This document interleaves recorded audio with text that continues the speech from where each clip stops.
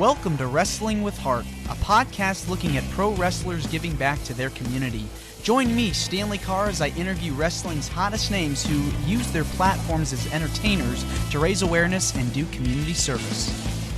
Hello and welcome to another episode of Wrestling with Heart. This is the show where we talk with professional wrestlers and professional wrestling personalities about their lives in and outside of the ring, as well as doing acts of charity work, community service, volunteering, and spreading positivity.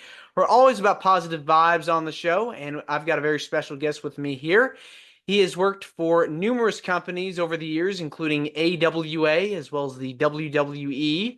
Pleased to welcome the one, the only, Tom Stone to the show. Welcome to Wrestling with Heart. Thank you for having me. All right. So tell me about your childhood. Where are you from? I'm from Milwaukee, Wisconsin. My childhood was pretty normal. I went through, in high school, my dad became the ring announcer in Milwaukee. And I started getting tickets and started going to the matches. And that's when I started learning about wrestling. And then I became the timekeeper. And soon after that, I started wrestling. Okay, so you were a fan from childhood, getting to go to all the shows. I was a fan in starting like a junior year in high school. I never cared about wrestling before that. Okay. All right. Through my dad, I got to meet Heenan and Bockwinkel and Stevens, and I became friends with Nick and Ray. And it looked neat with them flying into Milwaukee, and I thought, boy, that looks like a neat profession. I didn't realize that you were going to put 100,000 miles in your car every year. And it's just so fascinating to watch these, men and women like put their bodies on the line for our entertainment, and it's really an art form. It really is. It was more of an art form back in my day because we didn't pre-plan the whole match in the dressing room like they do now. We actually went in the ring and tried to figure out what the people wanted to see and tried to give them what they wanted and get the crowd reaction. Today, they figure it all out in the dressing room, whether the crowd reacts or not. So it's a completely different business today. Well, it always evolves and it changes over time. And back then, you didn't have social media, you didn't have cell phones, you didn't have, access to the internet. And it was just, like you said, it was a different time. Everything was, not at your fingertips. It was, you had to go see the show, find out from the newspapers who won or who lost, and just go to the next show if you were interested. We didn't even have GPS to get to the towns. Many times when I worked in Mid-South for Bill Watts, I knew they were in Greenville, Mississippi. I didn't know what building they were at. I had to go find a poster and find the building on my own. Now you got GPS, you put in Greenville Auditorium and you're right there. That wasn't true back in 1980. So you got to work in a variety of different roles. Any fun stories you want to share about, being a timekeeper, or did you get to referee as well, or was it just... Yeah, I refereed a little bit. The only fun thing, I don't know if it was fun for the guys. Bockwinkel and Billy Robinson were doing a 60-minute draw, and I forgot to start the clock. I made him do a 80-minute draw.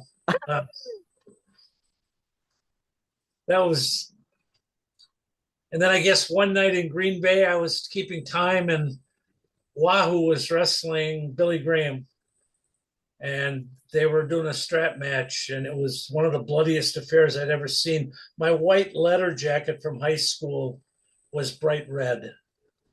I mean, completely soaked through. It's got to be, just, unbelievable, getting that, but at the same time, it's like you remember that, though. Like, it's almost like a souvenir in some ways. And then, like, refereeing, I think the highlight was Ken Mantell against Paul Orndorff. I refereed it. They did it in 3 towns. They did it in Shreveport, Jackson, Mississippi, and New Orleans.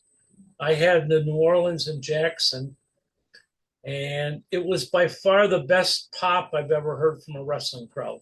Hmm. When he put the hair cream on Mantel's head, I mean, the place just literally exploded. It was unbelievable. Now, the funny thing is, they taped the one in Shreveport. So when that one got shown around the horn, the people in New Orleans and Jackson saw a different referee reffing their match. I don't know if any of them ever caught it, but And so your journey as a wrestler, when did that actually start? well, when I was in college, I was a security guard and I met Frank Hill, who became Jules Strongbow. He was driving a company mail van. So we would sit and talk. And once he got into it, he helped get me into it. In fact, he got my first booking, which was in St. Louis at the Chase Hotel. Were you at the time working for Sam Mushnick? Yes. Okay. What was it like working under him? You didn't see him much except for the house shows. He wasn't at TV. Pat O'Connor ran the TV. And And I can tell you, as a new kid going in there, it was a little unnerving. My first match was against Dan Diamond and Gary Young, and they beat the ring. There was as hard as the asphalt and the concrete outside on the street. It was the hardest ring. And after they beat the living hell out of me, I came upstairs wanting to go home, and Pat O'Connor said, "Steve," my real name's Steve. He says, "You're with Brody on the next taping." So I wanted to introduce myself to Bruiser Brody. And the first thing he said to me was, "Let me thank you now, kid, in case I'm not able to later." Well, two little guys just beat the hell out of me. And now I got Bruiser Brody. Frank was fine. We became friends. I wrestled him 4 or 5 times. that's another man that we just lost. Was a true legend. Um, he's still missed to this day. Yeah, I mean, St. Louis was still one of the greatest wrestling towns of all time. Still is. Wrestling at the Chase was just so legendary. You spent some time working for the AWA as well I as the spent a lot of W. time working for Vern. And then I went and worked for Kansas City. And I worked for Bill Watts. And then I came back and took a year off. And then I started working for AWA again. And then Terry Garvin was in the office in New York and he was booking the TV talent. And I knew him from Kansas City. So he had me start booking guys into New York for TV. And that was a pretty good payday. They took care of me real well. Well, you work for so many different promotions and different towns. What were some of like your favorite stops to go to, when traveling? No, it's funny. We when we traveled, we didn't. We went to the town and wrestled and left. I mean, towns that were my favorite. They come down. I mean, Chicago was fun just because the crowd. We were working at the amphitheater, and during the first match, the crowd started chanting, "We want blood! We want blood!" And so they were a really wild crowd. Uh, Other than that, they were kind of all the same. I mean, once you were in the ring, they were kind of all the same. You had mentioned Vern Gagne. What was it like working with him? He was fine. He treated me okay. I had him in my first match ever in the AWA was the only time him and Greg ever teamed up on TV. Hmm. And it was me and Herman Schaefer. So I had that. And then I wrestled Vern like my third time up in Minneapolis. But he was fine. They booked me a lot. I got a lot of house shows. Got no complaints with Greg or Vern. And you'd mentioned, getting the job with WWE during your time there. Did you have a fun time there as well? Yeah, they were for a while. They were flying us all over the country. Uh, but again, one town was the same as the next, really. The difference then was it was our job to make the crowd, to find out what the crowd wanted and to give it to them. And if you did that, it was always fun. The crowds that it's the lifeblood of the But show. but now the guys don't care. They're going to do their 10 things that they have planned, whether the crowd likes it or not. That's why I don't even understand why you would want to go out and put your body to that if there's no artistry in it. I mean, now you have to be a gymnast basically, and I don't. That's to me that's not wrestling. Now, training, I'm sure for you was different, of course, as it is, compared to nowadays. What was your experience like learning how to wrestle? Well, again, I did it with Frank Hill, and we would do it at a on a boxing ring in Milwaukee. There was a guy who Al Moreland ran boxing, and he'd let us have the ring a couple nights a week after 7 o'clock, and we'd go down there. And then I went down to Luke Klein's wrestling school, who was Red Bastien's half brother in Allen Park, Michigan. And I was there like 3 weeks. And in 3 weeks, every time they'd go on the road and he'd come back and he'd show me a headlock. And then they'd go on the road and he'd come back, he'd show me a headlock. After 3 weeks, I went home. And I really just learned it from doing it. It's repetition. Well, you get in a situation where when I went to Kansas City, they said, "You're a heel, you lead the match." So it was my job to be, and ever since then, that's all I've known. So if I would work with Nick Bockwinkel, and if he was a babyface, I was going to lead. Uh, and I learned that they wanted you to. I mean, I worked with Rashke one night, and I was going to give him, because he was the old timer, I was going to let him lead, even though he was a babyface. And he was letting me lead.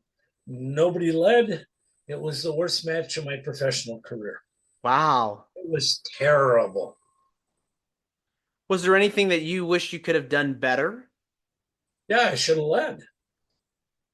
He was waiting for me to lead, and I was waiting for him to lead. Nobody led. So we had two people dancing and no one leading. It was a terrible match. And Jim and I rode to the show together, so it was terrible. Did you two wrestle again after that? I don't know. I don't know. I'm sure we did. Yeah, I mean, you've had, the opportunity to work against so many different wrestlers over the course of your career. Who have been some of your favorite opponents to work with? I think, well, I spent a month in Louisiana wrestling Jake Roberts almost every night. And this is before he was Jake the Snake, but he was fun. Uh, in the AWA, I think I wrestled everyone when they came in. I mean, I wrestled Rick Martel and Saito when they first came in, and Dr. Death. But I think my favorite match was we had a sold out show in Minneapolis with closed circuit television going next door, and I had Pat Patterson. And Pat was a trip. We were getting the instructions, and now everyone knows Pat was gay. And Pat looked at me and said, "Listen, kid, just remember," and this is a wrestling term, but I guess it was also a gay term. He said, "Just remember, if I get behind you, you're fucked." And then when I made my big comeback, he laid on the mat going, "Kiss me on the lips, Mary, kiss me on the lips." Uh, but Pat was one of my heroes, so I have to say that was a thrill. How long did you wrestle over when did you retire? Somewhere in the mid 90s. I mean, I quit watching it probably 92 when my kid turned 6 because he started playing some baseball. And I still wrestled probably for 3 or 4 years when they called me, but I wasn't actively seeking it out. And I'd go to the show, and I know one night I had Terry Taylor down in Florida, and I have no idea what these guys did. I'd never seen them on TV because I didn't watch it anymore. But I mean, it didn't matter. It was easy, but I quit watching it. So mid 90s. So being a wrestler, it can be hard, it can be tough, it's a grind, you're used to the schedule. Once you stop, you retire, start doing other things. Uh, it's different, it's a different feeling, you have more free time, have more opportunities to do things that you didn't get a chance to do before, including becoming a baseball coach. Let's talk about what made you decide to get involved with coaching. My kid was really good. Yeah, at 8 years old, he was playing on three teams, one travel team, two local leagues. And so we were playing every night, almost every weekend. And from his third year, from not 10 years old on, we played 100 games a year. I mean, so we were on the road. I was on the road just as much for that as we had been when I was wrestling. Was And there we had traveling teams, so I mean, all the kids were going to play high school ball. A lot of them played college ball. Uh, we had scouts at the games as the kids got older. Uh, so your son he inspired you to become a coach? oh no, I so inspired. I was always a baseball fan growing up. Hmm. I just wasn't as good as my kid. Who was like your ultimate favorite baseball I player? was a Dodger fan back in the day when Garvey, Say, Lopes, and Russell was the infield. Sandy Koufax, those are Don Sutton. I was a big Dodger fan back in the day. And your son, uh, he went to school, he got, He played college baseball in Florida in their junior college thing, which is basically minor league. And he ended up actually leading the conference in hitting as a freshman. hmm. Unfortunately, he got into drugs and stuff and alcohol, and that kind of ended his baseball career. When you're coaching these kids, because they need a figure to look up to, role model to look up to, during their season, during their time. What kind of pieces of advice did you give to them that really motivated them? You got to have the right kids. You have to have parents who buy into it because, like I said, we were on the road every weekend from end of April until end of July, and we never stopped. And we only had a 12-man team, so if more than one kid would take off for a weekend, we didn't have enough kids to play. So, and we had really good parents. What was your favorite part about coaching? I don't know, winning, having the scouts come and watch the kids. I mean, our team was so. I don't know if you watch any youth baseball, but the kids have all their chants and cheers. My kids didn't. My kids, it was like they were there to play baseball, not to sit on the bench and chant, and they were just there to play. Any memorable games that you Yeah, remember? we went to Cooperstown. They have a youth baseball tournament there, and even at 12 years old, it's the first time that the kids are stealing because none of the local leagues had stealing, and it was actually the first time. And we went there and went 12-0 and won the whole tournament. We won it at 3 in the morning on the last day. So I mean that was probably the highlight of all of it. What is it about giving back or paying it forward to the next generation that gives you the most joy? Well, I still enjoy. There's a local wrestling camp in Milwaukee. Frank DeFalco runs it. He's got Bruce City Wrestling, and I once some month I might go down to his camp and help train the young guys. Uh, I still enjoy doing that, even though what they're doing is not what we did. But I still know what I would do today if I was wrestling. So Are there things that in your era that you wish would still be applied today as far as the yeah, wrestling the businesses go? psychology of it. I think. I mean, I watch some of the stuff where they do bloopers on the internet where guys jump off the ceiling, and that's not wrestling. I'm sorry. I watch them with. They bring chairs out from under the ring with barbed wire wrapped on them, and that's not wrestling. When you're assisting at the wrestling club, what are some things that you tell your students? I just show them things that they're not being taught. I don't agree with a lot of what they're teaching today, but like when you watch the kids today take an arm drag, most of them just put their arm out in the midair and let the other guy grab their arm.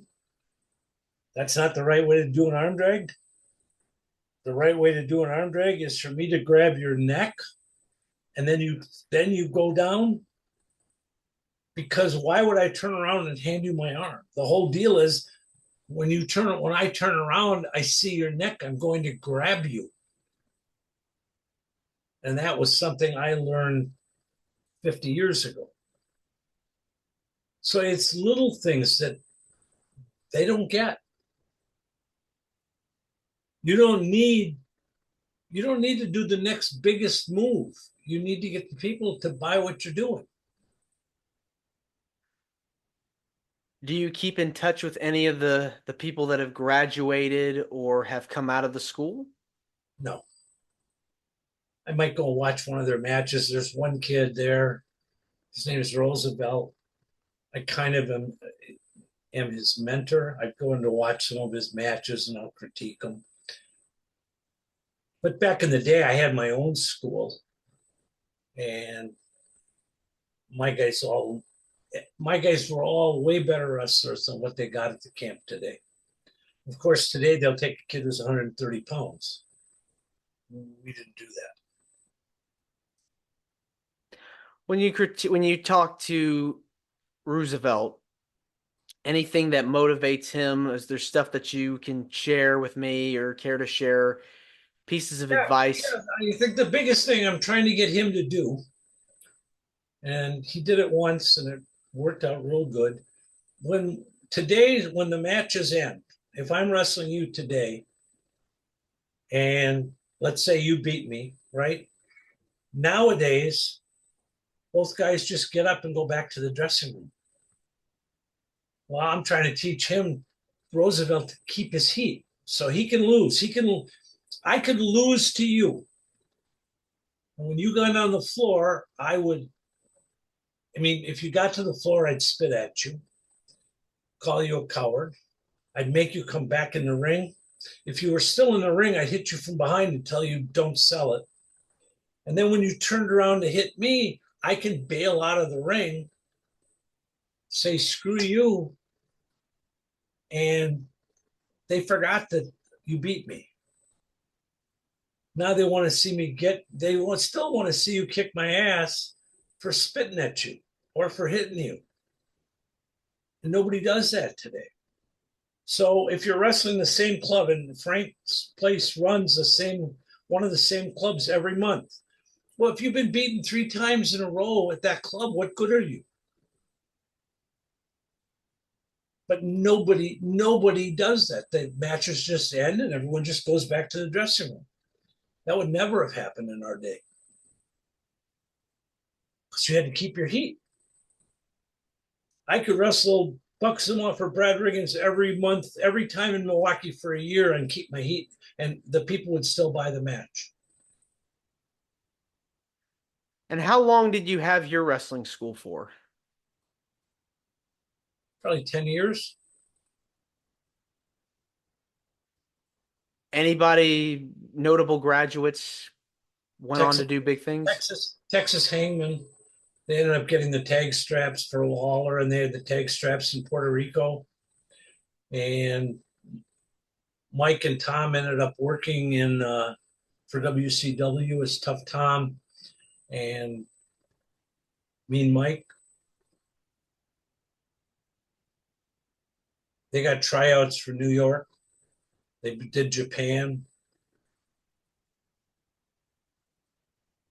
And most of the guys I trained didn't really want to go on the road. We had our local stuff, and we worked.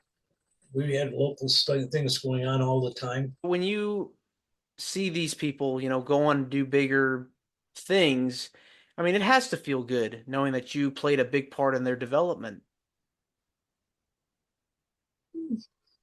You really, whatever you get in the wrestling business, you get on your own. I don't think anyone gets it for you. Yeah, I showed them a headlock, and I showed them the rest of it. Then I taught them how to call a match and the steps of a match. But other than that, they had to learn on their own. That's the other thing with today's kids.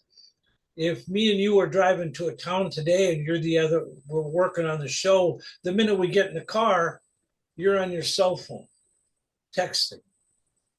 In our day, when we drove from Milwaukee to Kansas City to do television, and we spent 12 hours in the car, we spent most of that 12 hours talking about wrestling. They don't do that today. When I drove up and down the roads in Louisiana and I was trying to learn the business, I drive with Stephen Little Bear. I drive with the guys that we're driving with. We could sit and talk wrestling and learn. They don't do that today.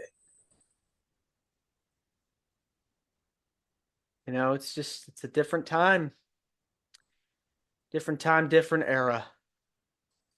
Well, this has been wonderful getting the chance to speak with you. It means a lot to me and to my listeners and viewers that are watching this on YouTube.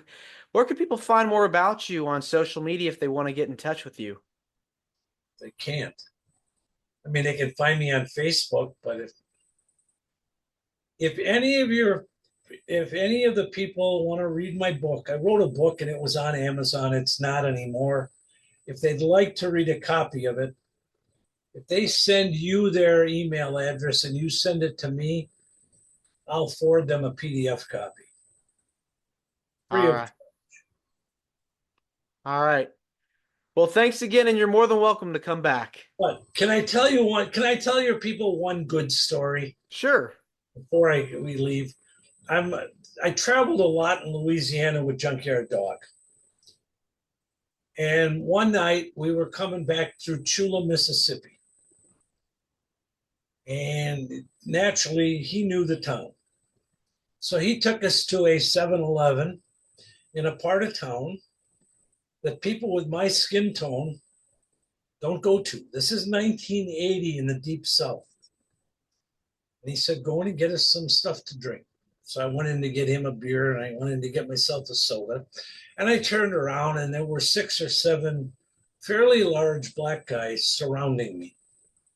And he waited just long enough, knowing what was going to happen, before he waltzed in and put his arm around me and saved the day because he was the biggest star in the Mid-South territory. And unfortunately, he had to ride back 100 miles with the smell of shit coming out of my clothes. I'm kidding. I really didn't, but that was scary for a minute till he waltzed in. Yeah. Well, he helped you. That's the kind of stuff that nobody knew what was going on, and we were all. It was a rib, kind of like me thinking you should pay me for this, you know. Yeah. Yep. He was a great guy. He was a great guy. Gone way too soon. Yes. Another legend we lost. Well, thanks again, and you're more than welcome to come back. Let me know when. I'll be happy to do it. Absolutely. Take care. Okay, you too. Have a good Bye-bye. evening. You too. Bye-bye. This is Wrestling with Heart. I hope you found this podcast to be informative and entertaining. If you did, please hit the subscribe button and look out for the next edition.